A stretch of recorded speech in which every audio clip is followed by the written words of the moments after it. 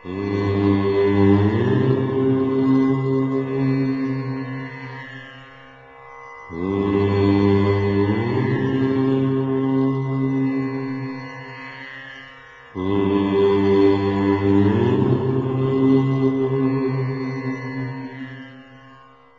మనము 7/2/2019 గురువారం రోజు ఉన్నటువంటి పంచాంగ వివరణ గురించి తెలుసుకుందాం.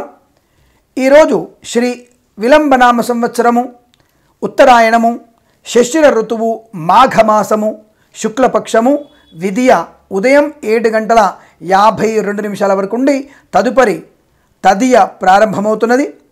శతభిష నక్షత్రం మధ్యాహ్నం 12:09 వరకు ఉండి తదుపరి పూర్వాభాద్ర నక్షత్రం ప్రారంభమవుతున్నది. వర్జము రాత్రి 7:18 నుంచి 9:06 వ్యవధిగా ఉన్నది.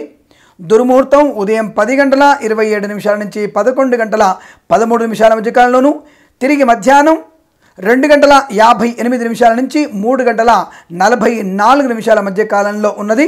అమృత ఘడియలు ఈరోజు రాత్రి అనగా రేపు తెల్లవారుజామున 8వ తేదీ సూర్యోదయ సమయంలో 6:02 నుంచి ప్రారంభమై రేపు సూర్యోదయ అనంతరం కూడా అమృత ఘడియలు ఉన్నాయి.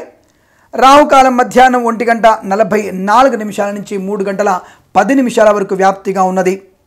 నేను చెప్పినటువంటి శుభ అంకెలను, పంచాంగంలో ఉన్నటువంటి వర్జాది దుర్ముహూర్తాదులను రెండింటిని కూడా సమీకరణ చేసుకొని శుభమైనటువంటి మీ కార్యక్రమాలను ఏర్పాటు చేసుకొని విజయవంతంగా పూర్తి చేసుకుంటారని ఆశిస్తున్నాను.